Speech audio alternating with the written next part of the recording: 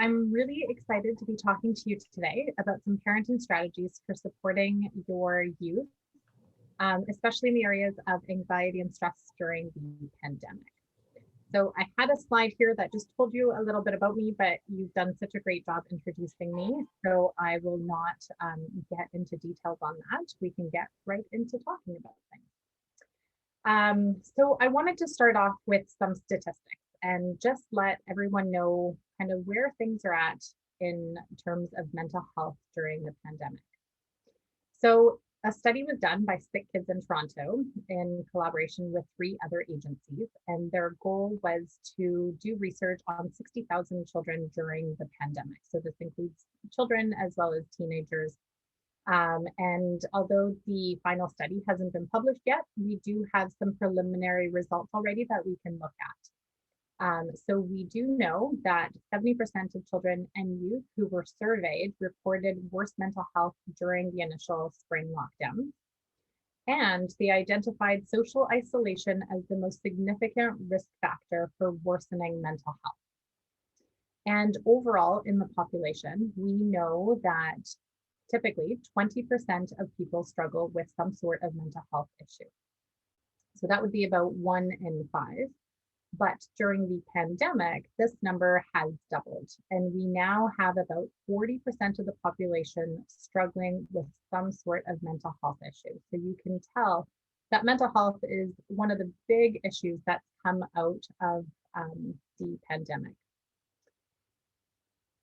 And as I was saying before, it seems that social isolation seems to be having a really big impact, especially on adolescents. And one of the main reasons for this is that bonding with peers and finding a sense of belonging is an essential developmental task of adolescence. So it's what teens are kind of programmed to be doing, connecting with peers and finding a place to belong. But as we all know, youth are really struggling right now with finding ways to connect. And although some of them are feeling confident in connecting with their peers online, not all of them do feel confident in doing that.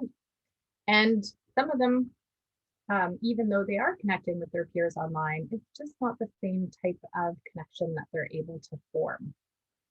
So a lot of those informal opportunities for connecting with peers are missing right now. And this is one of the factors that is impacting youth's mental health currently.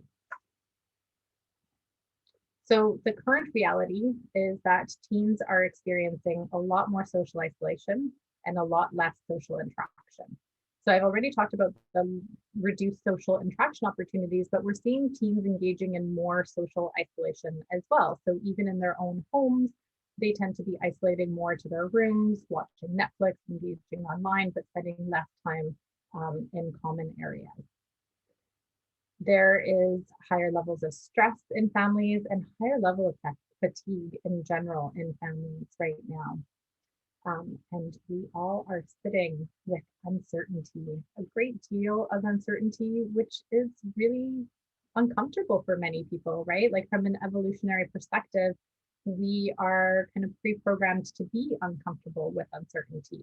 A long, long time ago, if we were about to enter a cave and we felt uncertain about what we might find in that cave, we want our body to feel uncomfortable with that prospect and give us warnings and send messages to our body like, hey, stay away. So we're kind of pre-programmed to feel this discomfort with uncertainty. And right now is a time of increased uncertainty for our teens and for ourselves as parents. We're also in the situation where we are all doing more avoidance. So we are kind of asked to avoid a lot of things that teens may have found uncomfortable in the past, right? So maybe teens felt uncomfortable with like ordering something in a restaurant, having to speak up for themselves, or having to speak with the cashier when they went grocery shopping. But teens are engaging a lot less in those behaviors and able to avoid a lot of uncomfortable social interactions or other uncomfortable things in their lives because of the restrictions that are currently happening. And as we're going to be talking about today, the more we avoid things that are uncomfortable for us, the more discomfort we feel towards those things. So re-engaging in those behaviors can be problematic and difficult. We as a whole are also engaging in a lot less physical activity because there are less activities available to us to be able to do. And this can also have an impact on mental health. We'll be talking about the importance of physical activity in just a little bit in this presentation. So what can we do? I've told you kind of how things are at, and now what is it that we can do about all of this? Well, one of the first things that we want to do is send the message to our team that it is okay not to be okay, right? We're all in the midst of a world pandemic. It is uncomfortable for lots of people. Lots of people have increased distress right now. And it's okay that we are going through this. So it is important that we give youth the space to vent and talk about how they feel and validate their feelings about these experiences. So for many parents, when our teens are struggling, or when our children are struggling, we kind of want to jump in and fix it. We want to take it away. We don't want them to have to struggle.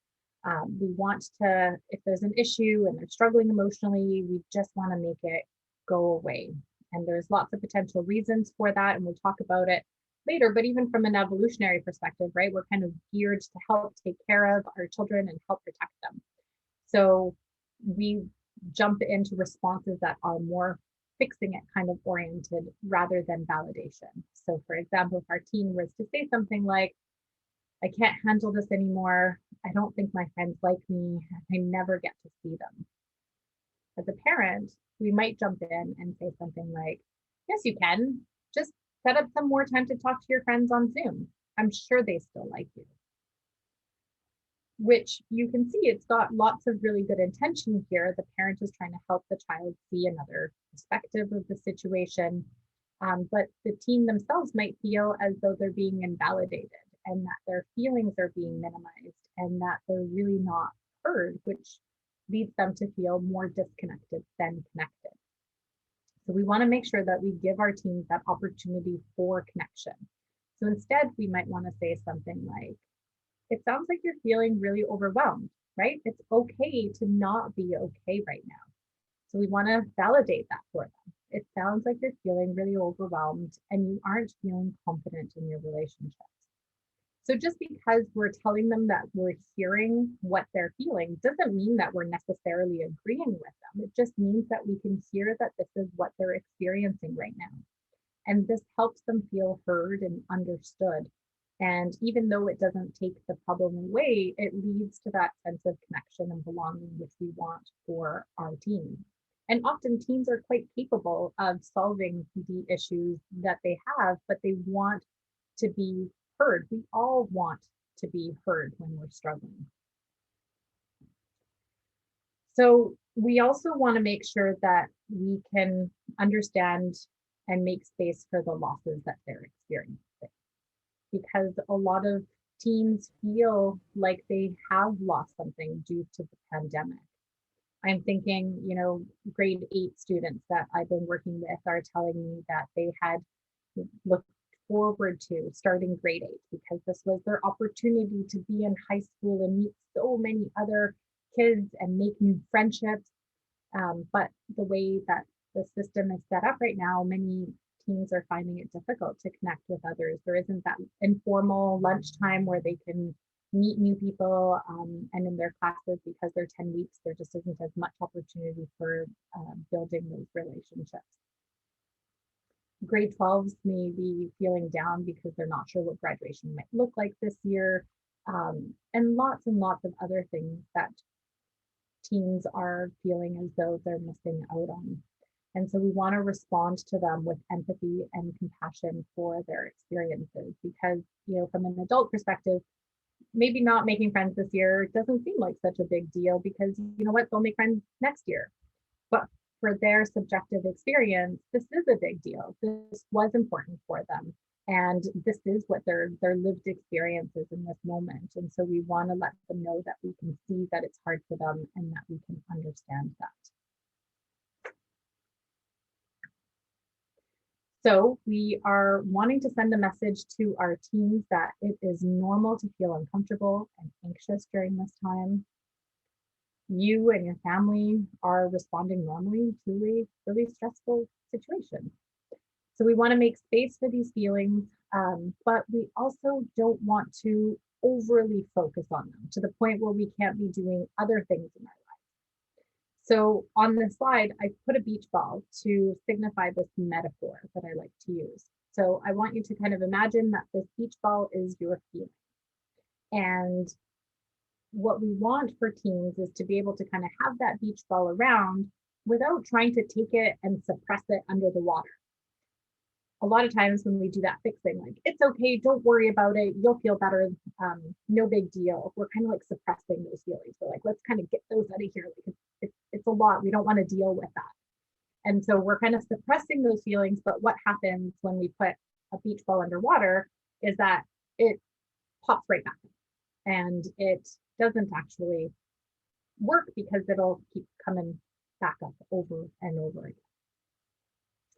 We also don't want to take the beach ball and hold it in front of us and not be able to see anything or do anything because that's the only thing we're focused on. So we want to help our teens know that they can kind of have that beach ball hanging out without needing to focus so much on it that they can't do other stuff in their lives, or suppress that beach ball so that it keeps popping back up and overwhelming. So how do we do that? Some of this requires us to start role modeling that ourselves.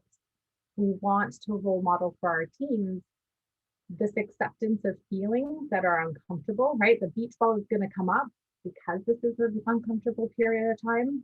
And we know that the beach ball is going to be hanging out and around. And we want to show our teens that we can let the beach ball hang out without overly focusing on it or trying to suppress it. So we want to role model for our teens, for example, that we can tolerate uncertainty, and we can tell them, we can talk to them about our own discomfort with uncertainty as it comes up. And we can highlight to them that this is hard, this is uncomfortable, but it's also manageable. Instead of but, maybe it should be and it's also manageable. So these are hard feelings, these are uncomfortable situations, and we can handle them. And we can deal with them, right? So it's like that message of both, right? Like, yes, you're going to experience all of this discomfort right now, and we can handle this.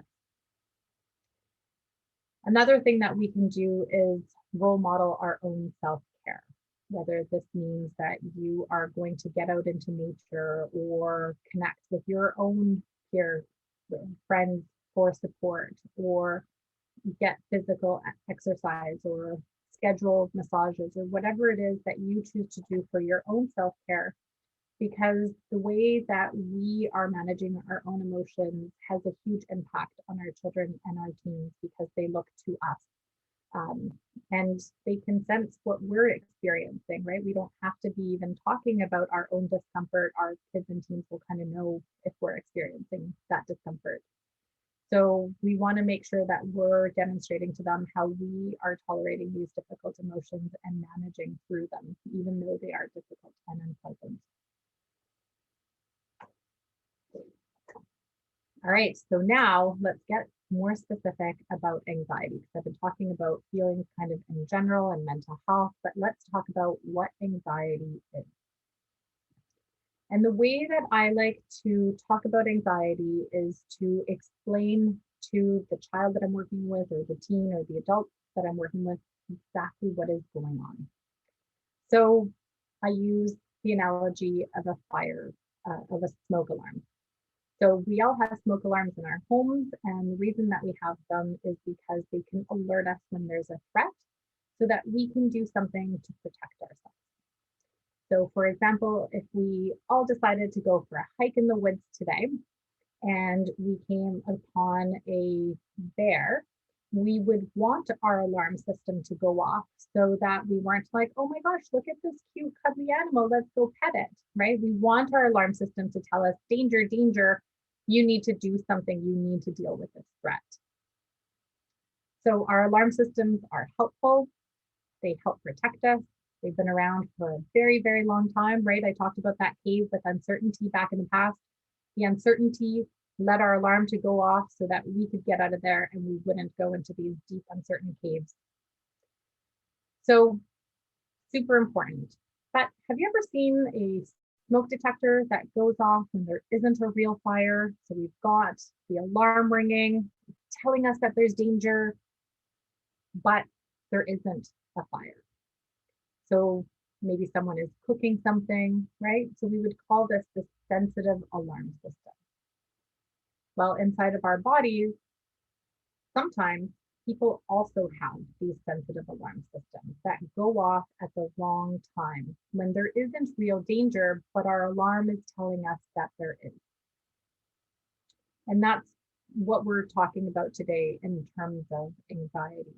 So the alarms that are going off for all sorts of different reasons, whether it's genetic or whether it's because a traumatic event has happened, these more sensitive alarms are ringing, or because of the amount of uncertainty kind of in the environment right now.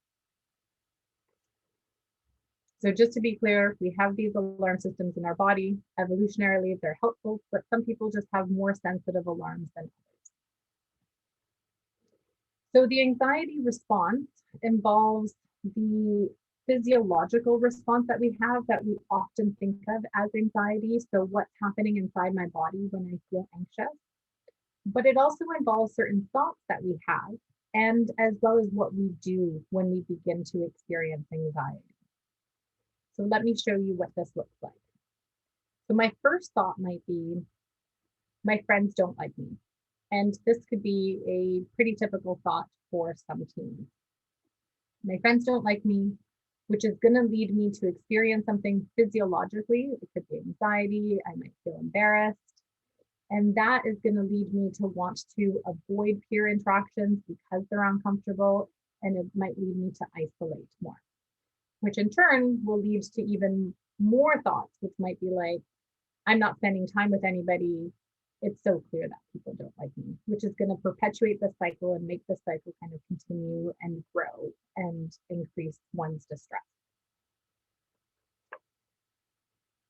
So I'm going to be breaking down each of those different areas and suggesting strategies for them today. So how do we deal with the physiological aspect of anxiety? How do we deal with some of the thoughts that come up?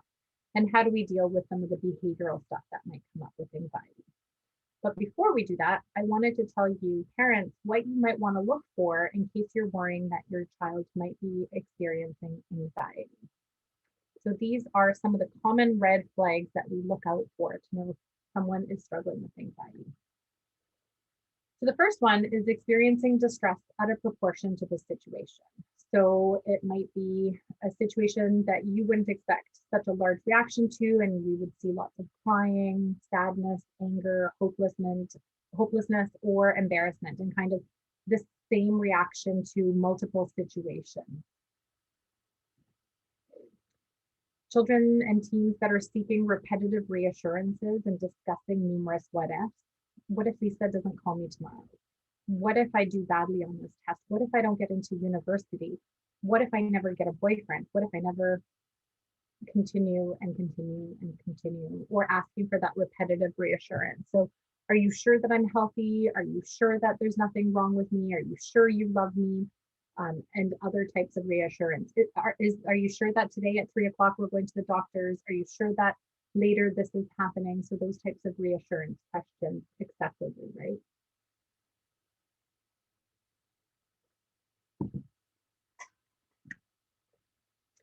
Headaches and stomach aches that don't have a medical basis. For those of you who have kiddos that are struggling or teens that are struggling with anxiety, you know that anxiety often shows up inside of the body as headaches and stomach aches because we carry it often in our body.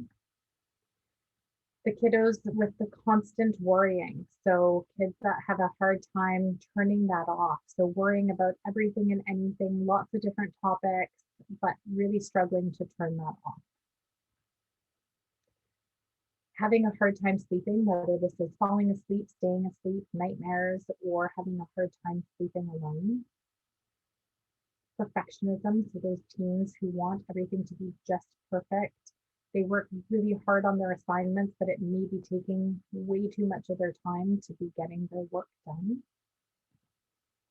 The teens who feel overly responsible or are overly organized, and this looks great, right? The teen is really on top of everything, but it's causing them a lot of distress to stay so on top of everything. And if anything changes, there isn't very much flexibility that we're seeing. Avoidance of expected activities, because anxiety often makes us avoid, right? Like if I'm afraid of heights, I'm not going to be scheduling lots of activities that involve heights. So I wouldn't choose to go visit the Capilano suspension bridge because that would make me feel uncomfortable. And we're designed to notice that alarm and leave because it's supposed to signal a threat for us. So a lot of us engage in avoidance when we feel scared. Some of the other symptoms that we might see when someone's experiencing anxiety might be angry outbursts. So I've called these the frequently overlooked symptoms because they're not usually what we think of as symptoms of anxiety, but they definitely can be, right? Because when that alarm system goes off, it sends us into fight or flight. So part of that is that fight component. So you might see them experiencing these angry outbursts because it's like you're pushing them into a situation that for them is the equivalent of hanging out with that bear that I was talking about earlier. So you might see them reacting with a great deal of anger, as well as the oppositional and refusal behaviors. We might see hyperactivity and difficulty sitting still, right? Because there's that physiological component associated with anxiety. And so some teens, you might see them kind of moving around a lot, having a tough time sitting still because they're hypervigilant to their environment. And then struggles with attention and concentration, because if I'm constantly kind of out looking for threats or worrying about something, it's going to be difficult to keep my attention and focus on other things. So how can we help our teens with dealing with the physiological response to anxiety? Well, one of the things we need to do is just take care of the basics, right? We need to make sure that our teens are getting enough sleep, that they're eating a healthy diet, and really importantly, that they are getting out of the house and getting some exercise. We know that exercise can have a huge impact on one's mental health.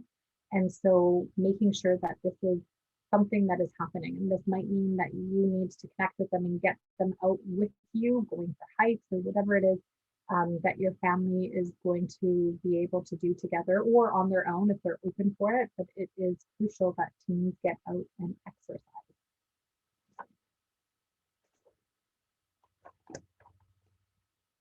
And even just the rhythmic movement related to exercise for some teens can be really helpful, especially in those moments of really intense anxiety. Some of the other stuff that we can do is help reduce boredom and isolation. So this might involve connecting and reducing isolation in the home. So asking your teen to come out and watch movies with you instead of by themselves in their bedrooms, engaging in more board games together, ping pong, whatever activities that you can in your home to help with connection. Continue to engage in routines and plans that you already have, right? A lot of our routines are a little bit off, but we can establish new routines and help stick to them to help reduce anxiety around uncertainty. And then having interesting things to do at home, because that's where the teens are spending a lot of their time these days, whether it's online activities, arts and craft supplies, books, helping them find a place that they could volunteer so that they are doing something with their time. And then to help manage that physiological response related to anxiety, we want to help our teens learn how to engage in relaxation. So helping them learn how to do some deep breathing. And, I explained that when the alarm goes off, our body goes into fight or flight. So there's a bunch of things happening physiologically inside of our body. And using relaxation strategies, we can kind of give them something to do while all of this is happening, and to a certain extent reduce how intense the physiological symptoms are being experienced in their body. So deep breathing can be really helpful for teens. I've got progressive muscle relaxation on here, which is an activity where you tighten various muscle groups throughout the body and then release them. Not only is it really relaxing to do, so a great activity to do before going to bed, but it also helps teens recognize where they're holding stress in their body, because a lot of us hold tension in our body. So it'll help teens recognize, like, oh yeah, my shoulders are feeling really tense, and helping them learn how to relax those muscles when they need to. Yoga, of course, can be really helpful in terms of relaxation and connecting with one's body, and mindfulness activities. These are really important because a lot of the time what happens when we're anxious is that we live in the future. We're thinking about what's going to happen tomorrow, what's going to happen next week, what's going to happen in a month. But mindfulness activities helps bring us back to the present, which can help reduce our anxiety. But a lot of these strategies that I'm talking about needs to be practiced a lot before they're going to be effective when a teen is experiencing really high levels of anxiety. So we don't want to be trying to teach a teen how to do deep breathing when they're in the middle of like a panic attack, for example. So we want to encourage them to be doing these at night when they're calm, or in the shower, or whenever they're feeling nice and relaxed and calm and have that extra time. And there's lots of apps out there nowadays. So the Mindshift app, I highly encourage for your teens. Smiling Minds is an excellent app for mindfulness and relaxation strategies as well. So getting them to practice these and using them on a regular basis. So as I mentioned, there are 3 parts to the anxiety response. And we have spoken about some of the things we can do for the physiological responses. And now I want to take some time and talk about some of the stuff that we can do to manage the thoughts that come up when we feel anxious.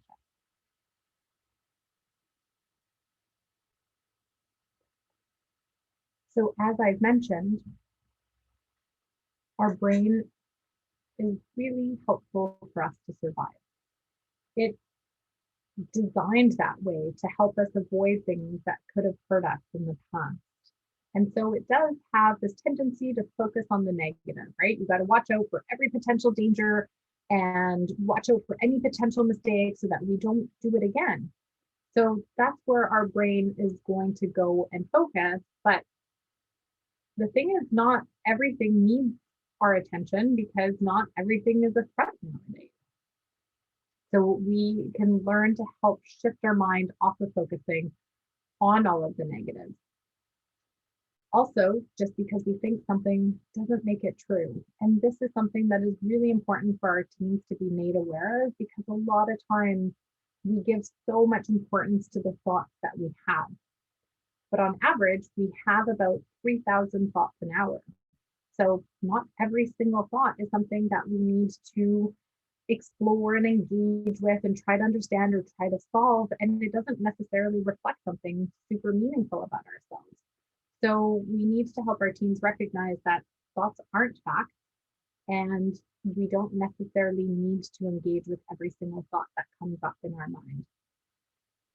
So we can help our teens learn how to alter the way that they're thinking to help reduce their anxiety. And importantly, we can also help recognize our own thinking and how that might be impacting our teens' anxiety, which we'll talk about in just a moment.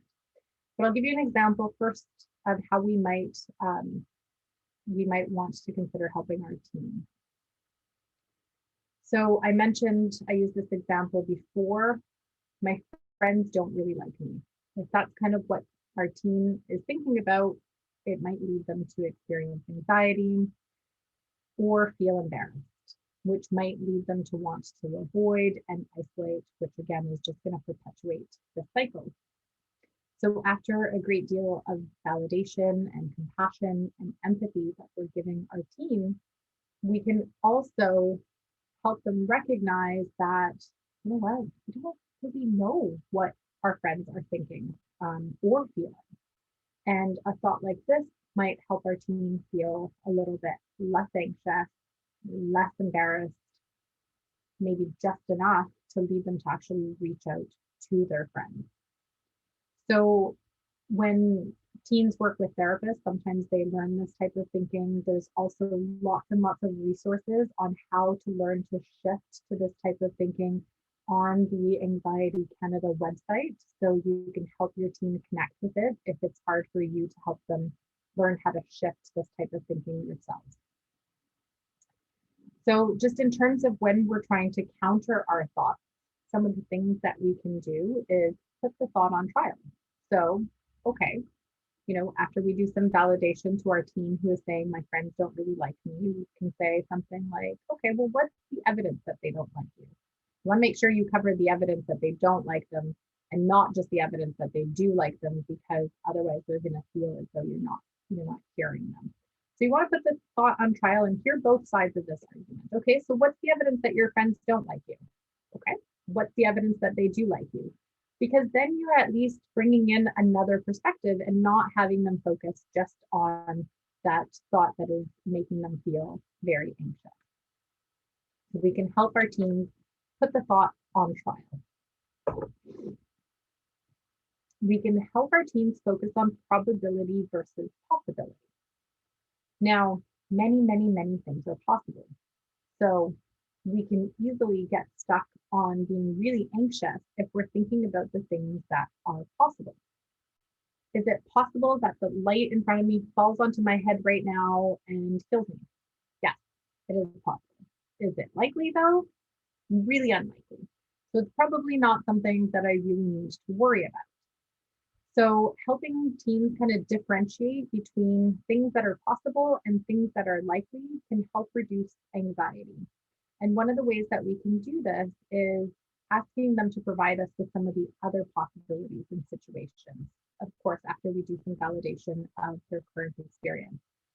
So you're worrying that you're going to do awful on your presentation tomorrow. What are some of the other possibilities? And just having, again, bring in some balance to that focus on the negatives can be helpful. Has this been true in the past? So what's it been like for you in the past when you've done these presentations? Just helping bring in that past experience of like, well, oh yeah, actually every time I've done it before, it's actually gone quite well. And then, like I said before, just that recognition that thoughts aren't facts. Just because we think we're not going to do well doesn't necessarily mean that we're not going to do well. Just because we think that Lisa doesn't like us doesn't necessarily mean that Lisa doesn't like us.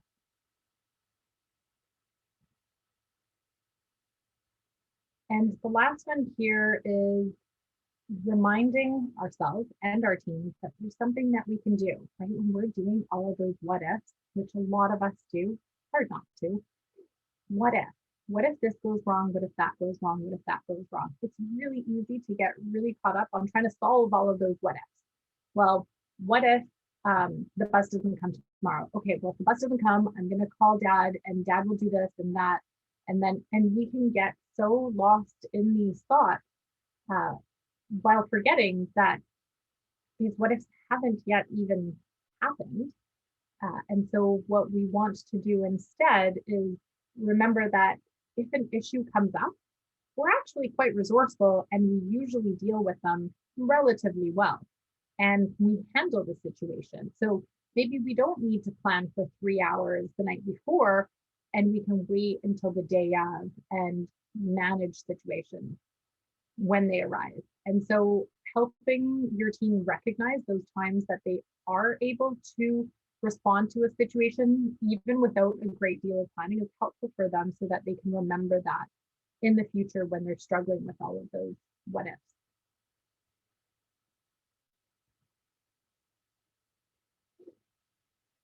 And teens often are very surprised when we get curious about their feelings and about their thoughts.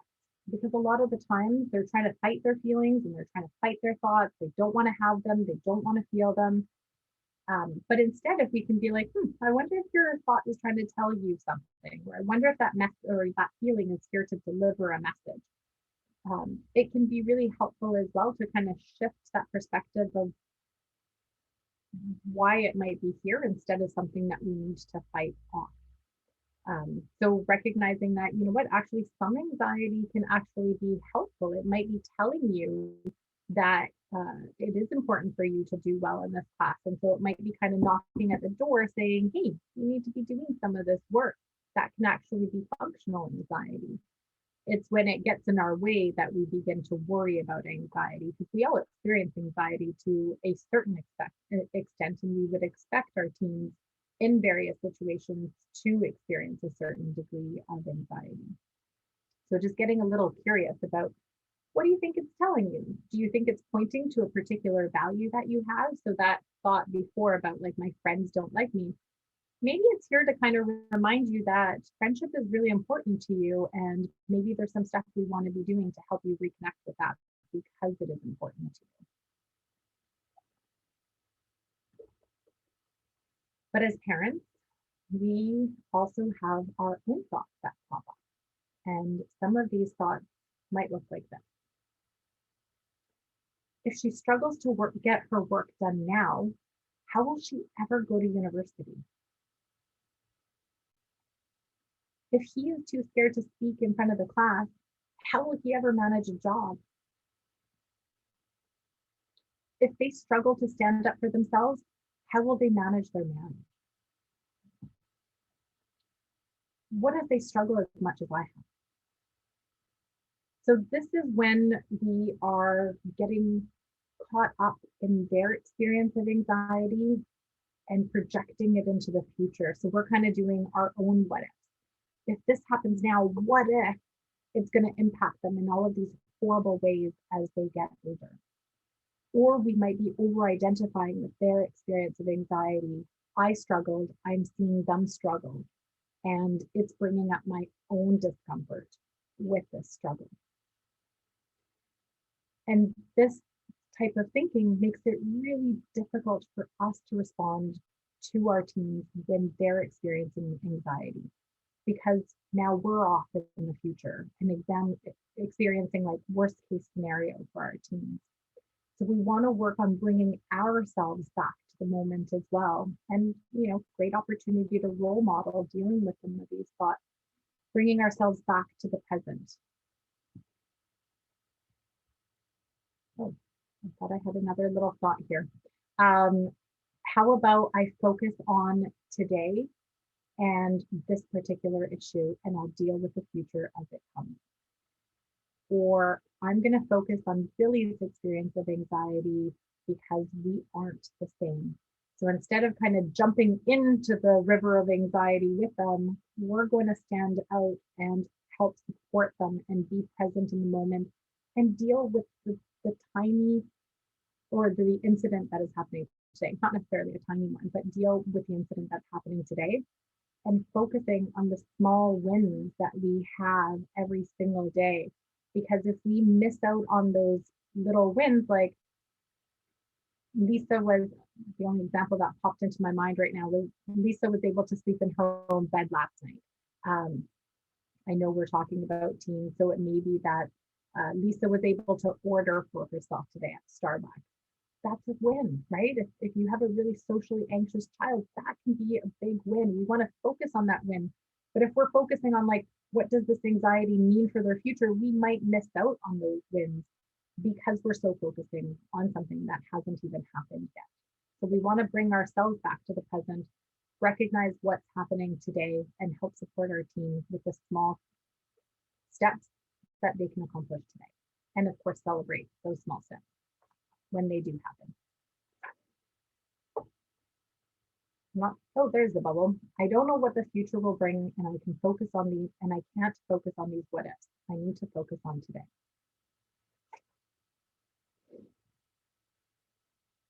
Okay, so we have covered the physiological response. We've covered some of the thoughts, and let's talk behaviorally. How can we help support our team? So as I've mentioned, anxiety is going to make us want to avoid. it's going to feel uncomfortable. It's triggering fight or flight. It's making us want to get out of there, or, wanting to fight and get angry and aggressive. It's, in any case, it's making us uncomfortable. So we want to not engage. But unfortunately, the more we disengage with the things that make us feel uncomfortable, the more our fear grows of those things. The more space we give fear in our lives, the more it starts to take over. So if we at first give it this much space, it's going to be like, but now I want this, now I want that, now I want this. And so we may have started with feeling really uncomfortable going in elevators to not even being able to look at an elevator because it brings out so much distress. So it has a tendency to grow. So what we want is to help our teens approach the things that make them feel afraid, but in small, gradual steps. And we want to make sure that we can praise and reward our teens for facing their fears, because as anyone with anxiety knows, it's uncomfortable, it's unpleasant, and it's really, really difficult. And we also want to role model this for ourselves, right? We want to, if we're telling our teens to face their own fears, then we're going to have to do some of these things as well, so that we can show them that this can work and that we really do believe that they can do it, that we can do it, and that this is helpful. So let me tell you why doing the things that makes us feel uncomfortable or anxious is helpful. So if you've heard me talk before, I tell people about my fear of dolls, which I do have. I am quite afraid of large dolls. I watched Chucky when I was about 7 years old, and that fear has kind of stuck with me. So when my daughter was, I think, about 3 years of age, she received this Elsa doll that was probably about 4 feet tall, and she got it for Christmas, and she really liked her Elsa doll. And she would really like to play with this Elsa doll in my bedroom. So she nicely tucked it into my big bed, and for some strange reason, she liked to sit it up, right, and with her arms out. So when I would come home, especially, during the winter when it gets dark earlier in the day, I'd come home and I'd flip on the light in my bedroom, and there will Elsa be just staring at me with her. She had these huge eyes. Anyways, so Elsa would be staring at me from my bed, and that would make my alarm go off. So this is what it would look like. And you can see that there is an increase. I'll use my mouse to show you here. So there's an increase in anxiety, right? And it happened quite quickly. I would experience that alarm inside of my body. And then I would call my husband and I would say, hey, could you get Elsa out of my bed? And because he is very accommodating to my anxiety, he would say, sure. And he'd come and he'd get Elsa, and immediately I would feel relief, which is very reinforcing, right? It's why we keep doing this, because it feels good to feel the relief that we get when we avoid the things that make us feel anxious. So the other thing is that the little alarm inside of me that was ringing is now doing a happy dance, because it thinks that it just saved my life. It made me get away from a huge threat, according to the alarm, and now I've survived. So the next time that I come into contact with Elsa, my alarm is going to go off again, for sure, right? It saved my life last time. Why wouldn't it do it again? But this time it's going to ring louder because it was dangerous and it protected me and it did such a good job. So now my alarm is ringing louder. My anxiety has grown. Then I call my husband. He's accommodating. He makes my anxiety go away. I'm relieved. Happy dance for my alarm. But then, of course, the next time I came home, my alarm would continue to grow. My anxiety would continue to grow and my alarm would continue to go off. So you can see here how our anxiety grows over time if we don't engage and if we avoid the things that make us feel anxious. So let's see what would happen if my husband didn't accommodate my anxiety. So instead, my alarm would go off, right? It would still increase because it's uncomfortable. I don't like Elsa. She makes me anxious. My alarm would grow, but over time, my alarm would decrease on its own.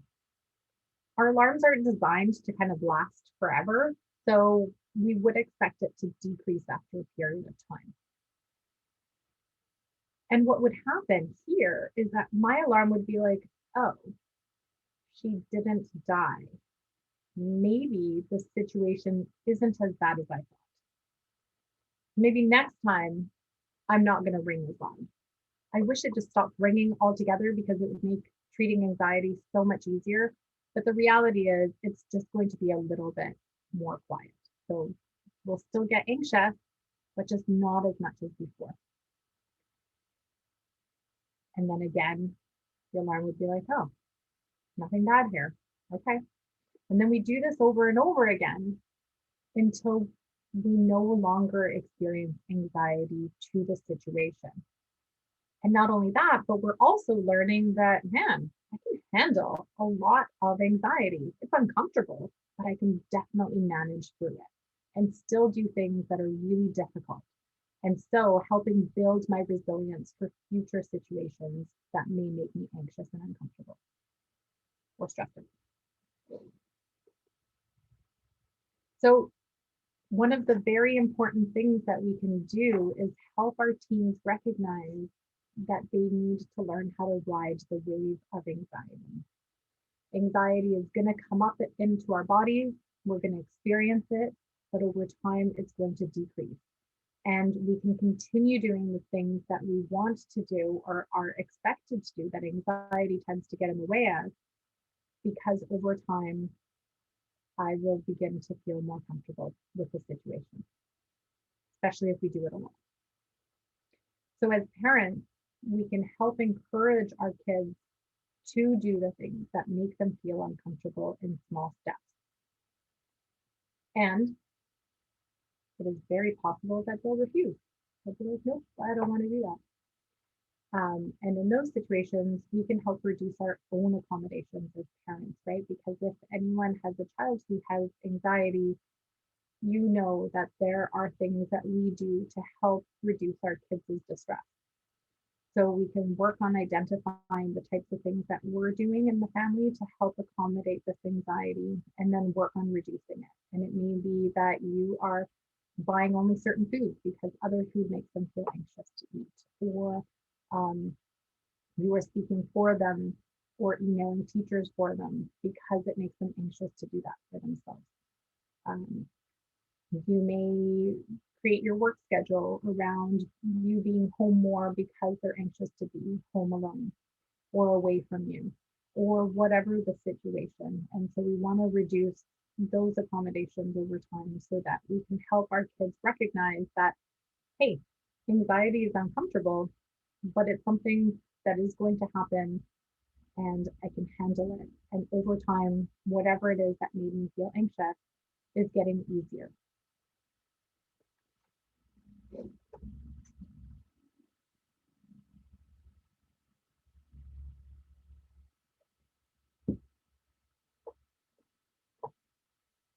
So I wanted to share with you the Anxiety Canada website, because this website has excellent resources for parents and for teens. They have a whole section designed for teens, and it's really interactive and kind of speaks the language of teens. It has videos on what it might look like for a teen to experience anxiety. It has it has videos of kids talking about what they feel inside their body when they have anxiety. It talks about how to help teens face their fears. It even has videos of teens facing their fears, so you can see that, yes, it's uncomfortable, but after a while, it gets easier and easier. They have step-by-step strategies for managing anxiety, and they also talk about the Mind Shift app, which I was telling you about earlier. And the Mind Shift app is excellent for teens. They can download it onto their phone.